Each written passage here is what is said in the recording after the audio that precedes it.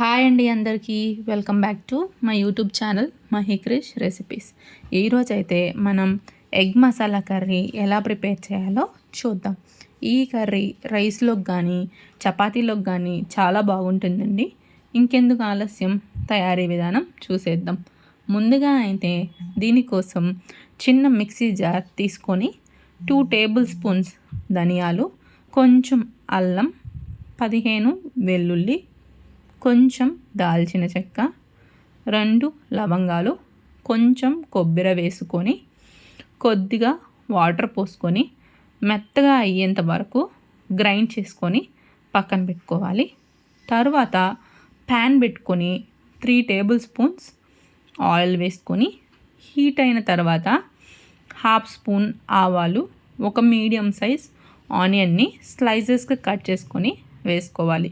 దాంట్లోనే ఒక రెమ్మ కరివేపాకు, ఒక ఎండుమిర్చి వేసుకొని ఆనియన్స్ బాగా మగ్గేదాకా వేయించుకొని తర్వాత ఒక మీడియం సైజ్ ఆనియన్ని ముక్కలుగా కట్ చేసుకొని వేసుకోవాలి. అదేవిధంగా ఒక 3 మీడియం సైజ్ టమాటాలను కూడా ముక్కలుగా కట్ చేసుకొని వేసుకుంటున్నానండి. తర్వాత బాగా మిక్స్ చేసుకొని 1/2 స్పూన్ పసుపు, 2 టేబుల్ స్పూన్స్ సాల్ట్ వేసుకొని బాగా మిక్స్ చేసుకొని మూత పెట్టి టమాటాలు మగ్గేంత వరకు ఉడికించుకోవాలి. చూడండి, మూత తీసిన తర్వాత ఇలాగ మగ్గితే చాలు.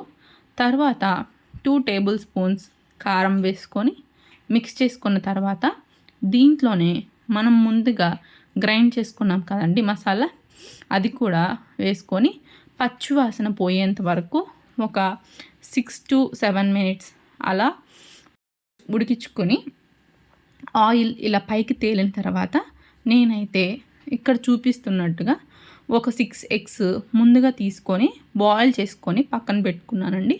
వాటికి ఇలా చిన్న చిన్న ఘాట్లు పెట్టుకుంటున్నాను.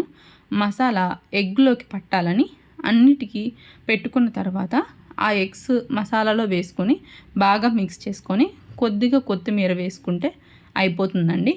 అంతే, simple and easy egg curry అయిపోయినట్టే. మీరు కూడా ట్రై చేసి ఎలా వచ్చిందో కమెంట్ చేయండి.